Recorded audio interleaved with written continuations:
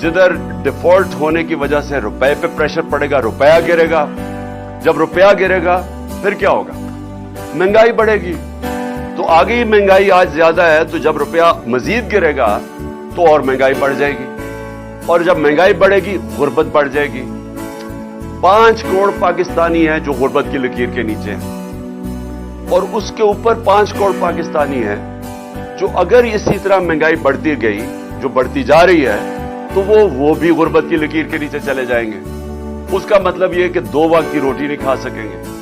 तो एक तरफ माइशत नीचे जा रही है, दूसरी तरफ मैं आपको बताना चाहता हूं कि आज ज़राअत में क्या हो रहा है। जो हमारी आबादी है, देहात की आबादी, और तकरीबन हमारी एक तकरीबन आधी आबादी बिल्कुल ज़राअत के ऊपर गुजारा करती है। तो मैं ये आज आपको जरा ज़राअत की, जो मैंने हुकूमत की एक कमेटी है, फाइनेंस कमेटी ऑन एग्रीकल्चर, मैं जरा उसकी रिपोर्ट देना चाहता हूं कि उन्होंने अब वो क्या कह रहे हैं। वो कह रहे हैं कि इस साल जो कपास है वो 25% कम होगी। 25% कपास हमारी कम होगी। मकई 3% कम होगी। गन्ना 8% कम होगा। जो फिर हमारे लिए एक आगे फिक्र की चीज है वो ये कि चावल 40% कम होंगे, या अगले साल चावल 40% कम होंगे। मिर्चें 54% कम होंगी। और ये है हमारी अपनी गवर्नमेंट की फाइनेंस कमेटी ऑन एग्रीकल्चर। अब ये क्यों हुआ है? ये क्यों कम हो रही है?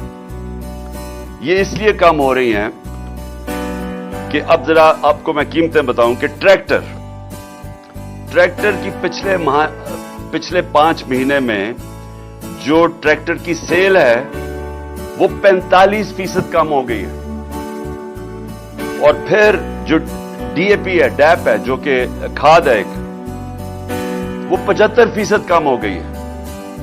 यूरिया खाद 8% कम हो गई है। पोटाश खाद 85% कम हो गई है। डीजल जो लोग किसान खर्च करता था 22% कम हो गया। ये क्यों हुआ है? इनकी कीमतें बढ़ गई क्योंकि जो किसान इस्तेमाल करता है, जो चीजें जिसकी वजह से पैदावार बढ़ती है, यूरिया, डीजल, खादें, उन सारों की कीमतें बढ़ गई हैं। क्योंकि उनकी कीमतें बढ़ गई हैं, हमारा इस वक्त ज़राअत के अंदर ये जो मैंने फसलें बताई है, ये सारी इनकी जो पैदावार है वो कम हो गई है। और ये ज़राअत का हाल है। दूसरा, इंडस्ट्री। हम जब छोड़ के गए थे, तारीखी इंडस्ट्री आगे बढ़ रही थी 27%। आज वो गिर के आ गई है 7 महीने के बाद 1% पे। तो जब इंडस्ट्री भी नीचे आ रही है, ज़राअत भी नीचे आ रहा है, तो दौलत में तो इजाफा हो नहीं रहा पाकिस्तान की, बल्कि दौलत कम होती जा रही है। और जब दौलत कम होती जाएगी तो कर्जों की किस्तें किधर से वापस करनी है? अब ये सोचना, एक घर है, घर के ऊपर कर्जे चढ़े हुए हैं, घर वो कर्जे कैसे उतारेगा? आमदनी बढ़ा के उतारेगा। जब वो घर के सारे लोग मिलकर अपनी आमदनी के अंदर इजाफा करेंगे तो वो इजाफाई आमदनी के जरिए वो कर्जों की किस्तें वापस करेंगे। तो अगर घर की आमदनी कम हो जाए, वो कैसे कर्जे वापस करेगा? और जब वो कर्जे वापस नहीं करेगा, दुनिया कर्जे नहीं देगी। दुनिया कर्जे नहीं देगी तो हमारा सबसे बड़ा, जो फिर से मैं कह रहा हूं, खतरा है, रुपए पे प्रेशर पड़ेगा, रुपया कमजोर होगा। जो हुआ है इनके दौर में, रुपया तारीखी गिरा है। तो रुपया जब गिरता है तो सारी चीजें महंगी हो जाती हैं। तेल, डीजल, बिजली, ये सब जब रुपया नीचे जाएगा ये महंगे हो जाएंगे। और ये महंगाई जितनी बढ़ती जाएगी, गुर्बत बढ़ती जाएगी। तो पहले ज़राअत का मैंने आपको बताया, मैंने इंडस्ट्री का बताया आपको कि वो नीचे आ गई है। उसका मतलब बेरोजगारी भी बढ़ रही है, महंगाई भी बढ़ रही है। 50 साल में सबसे ज्यादा महंगाई हुई। अब अमूमन तो हुकूमत को फिक्र करनी चाहिए। हुकूमत की तो सबसे ज्यादा जोर लगना चाहिए कि जो माशी बहरान आ रहा है, ये जो आगे तबाही आ रही है, हुकूमत को तो सारा वक्त इसके ऊपर जोर देना चाहिए। लेकिन हुकूमत क्या कर रही है? हुकूमत सबसे पहले ये कोशिश कर रही है कि उनकी जो करप्शन के केस है वो खत्म कैसे हो। ये कभी किसी मुल्क के अंदर ऐसे नहीं हुआ کہ 1100 अरब रुपए के करप्शन के केस हैं जो नैब में पड़े हुए थे, 1100 अरब रुपए के। और इन्होंने असेंबली में बैठ के कानून पास किया है जिससे इनमें हर किसी के जो बड़े बड़े डाकू हैं इनके करप्शन केस खत्म हो रहे हैं। तो सबसे बड़ा इनका कारनामा यह है कि जब से ये आए हैं इन्होंने कानून बनाया है, अपने आप को एनआरओ दे दिया है, इनके करप्शन के केसेस खत्म होते जा रहे हैं। कौम को 1100 अरब रुपए का नुकसान हो रहा है। इन्होंने वो जी इमरान हर कोई शोशा छोड़ते हैं, वो सिर्फ वो होता है कि एक इनकी जो चैनल है जियो उसके साथ मिलकर प्रोपेगेंडा करते हैं कि जी वो घड़ी है, वो घड़ी के ऊपर तो मैं ये कह दूं कि मैं इनको अमेरिका में भी अब केस कर रहा हूं, बरतानिया में भी कर रहा हूं, दुबई में भी कर रहा हूं। और मैं वो इसलिए कर रहा हूं कि वहां तेजी से केसेस होंगे और इंशाल्लाह ये मैं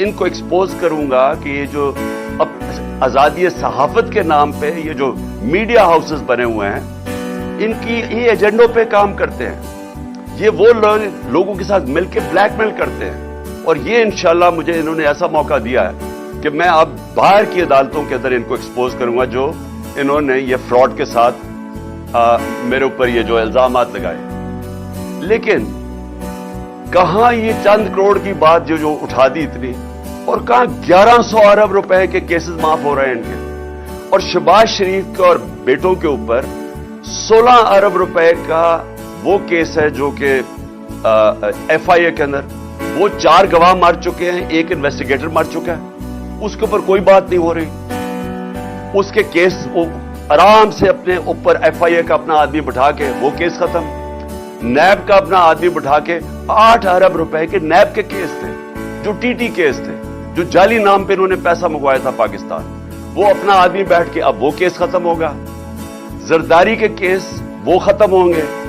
ओमनी ग्रुप जिसने 9 अरब रुपए की प्ली बार्गेन की थी, मतलब ये कि उन्होंने ओमनी ग्रुप जो जरदारी के साथ है उन्होंने कहा कि हां हमने करप्शन किया है और 9 अरब रुपए हम वापस करते हैं। लेकिन उन्होंने जो नए कानून बनाए हैं अब ये हो सकता है कि वो 9 अरब रुपया गवर्नमेंट को वापस करना पड़े उनको, क्योंकि उन्होंने कानून ही ऐसे बना दिए सारों को अपने आप को बचा लिया है। और वो जो एवंस फील्ड है, जो पैनामा के पेपर्स के अंदर जो इंकशाफ हुआ था कि लंदन के बड़े बड़े 4 महलात मरियम के नाम पे हैं, तो वो भी अब सारा केस खत्म हो गया। और वो जो हसन शरीफ है जो 10 अरब रुपए की प्रॉपर्टी लंदन में 1 हाइड पार्क में है, उसके ऊपर भी अब कोई नहीं पूछेगा। और ये इनका असल में आने का मकसद था, अपने केस खत्म करने के। और दूसरी चीज कि ये बलून छोड़ते हैं कि जी देखिए उसके तोशा खाना हो गया और फॉरेन फंडिंग हो गई और मीडिया इनके साथ मिलकर उसको उठाता है। इनका मीडिया कभी ये बात नहीं करेगा, ये जो मैं कह रहा हूं कि इस मुल्क की तारीख का सबसे बड़ा डाका पड़ रहा है। 1100 अरब रुपए के अपने केस माफ करवा रहे हैं और इसीलिए ये आए थे। मुल्क का दिवालिया निकाल दिया।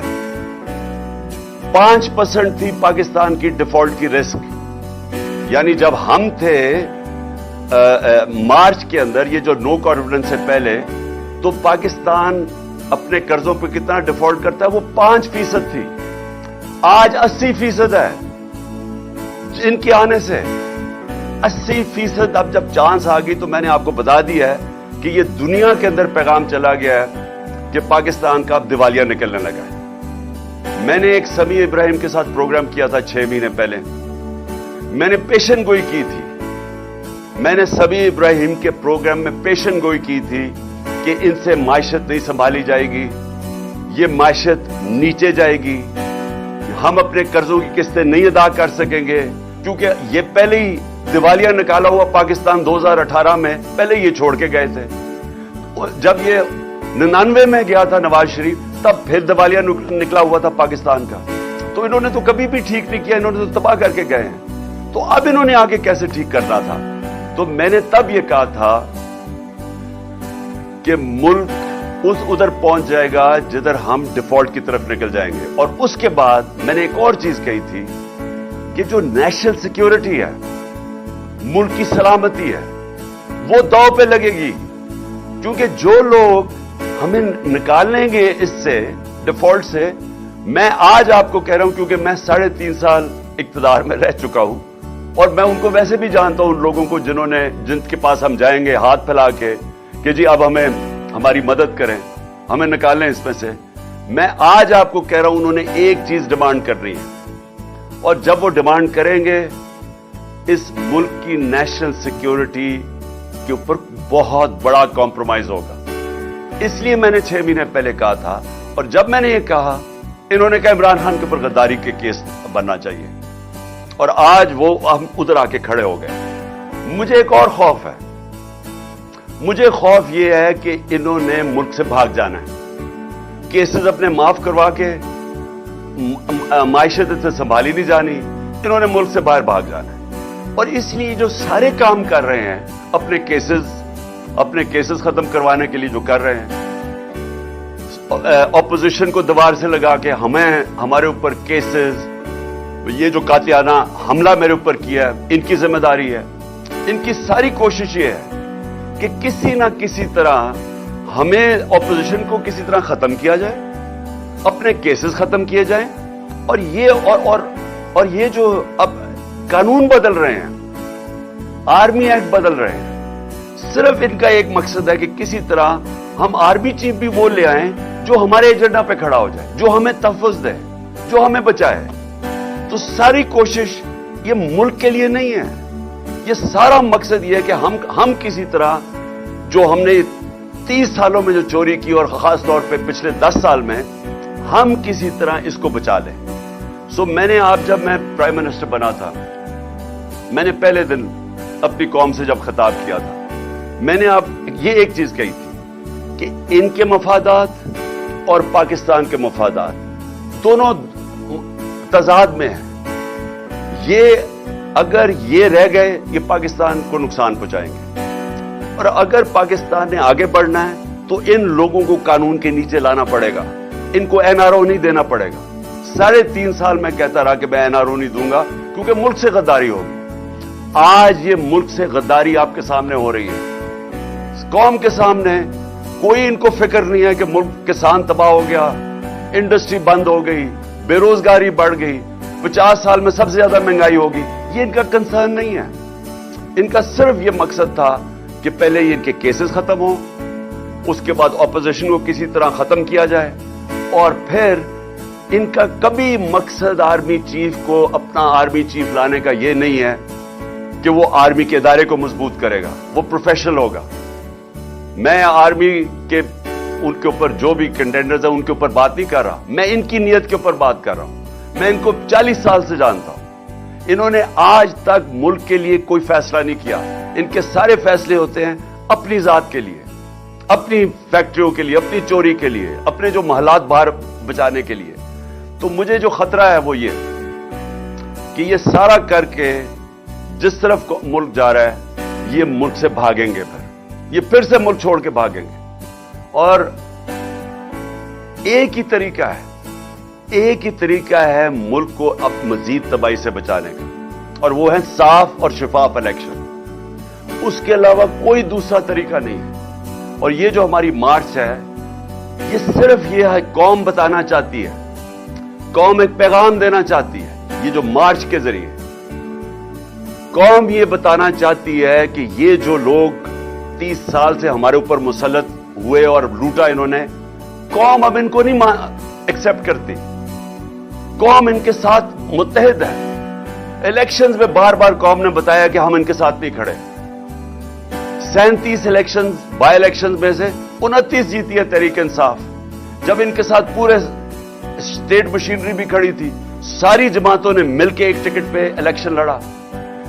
جو اسٹیبلشمنٹ تھی وہ بھی ان کے ساتھ کھڑی تھی. اس کے باوجود یہ ہارے ہیں کیونکہ قوم نے پیغام دیا کہ آپ جو مرضی کر لیں، ہم آپ کو کبھی تسلیم نہیں کریں گے. اور یہ جو انہوں نے آخر میں یہ جو کوشش کی، جو مجھے قتل کرنے کی، اس کے پیچھے کیا ہے؟ یہ سمجھ بیٹھے ہیں کہ اب ان کو جو مرضی کر لو، آپ کیسز، ڈسکوالیفیکیشن، دہشت گردی کا کیس، یہ جو مرضی کر لیں.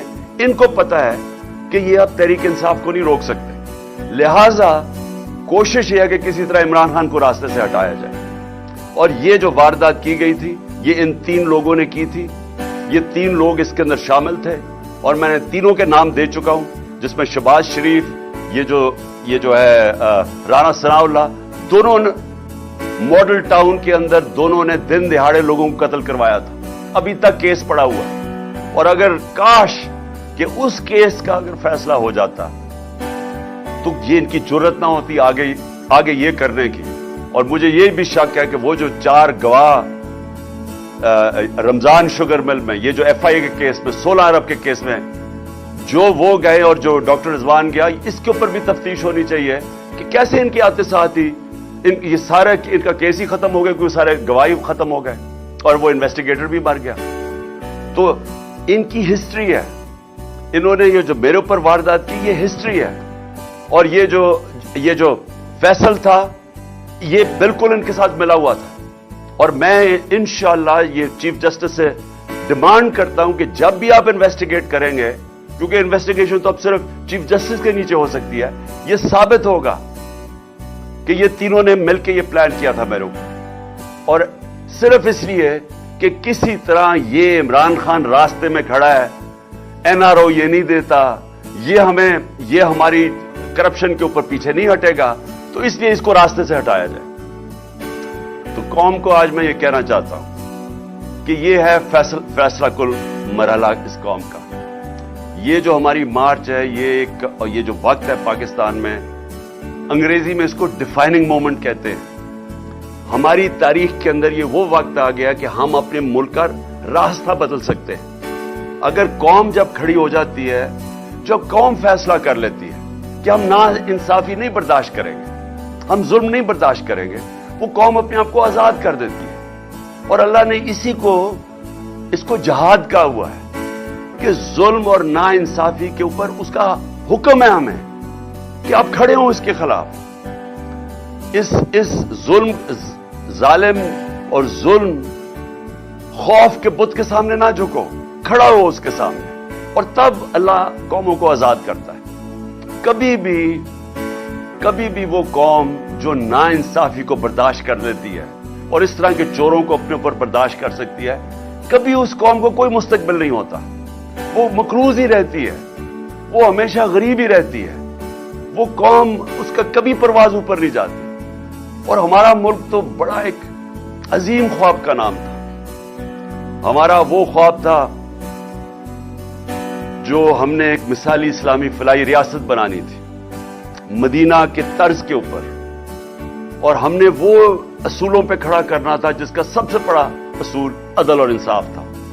और हम उसी असूल से बहुत दूर चले गए हैं, और उसी वजह से आज हमारा मुल्क तरक्की नहीं कर सका। तो इसलिए ये जो मार्च है, हकीकी आजादी की मार्च, ये दरअसल हम अपने आप को इंसाफ के जरिए आजाद करना चाहते हैं। ये जो ताकतवर है, जो कानून के ऊपर चला जाता है, वो समझता है कि उसके नीचे कानून ही नहीं है।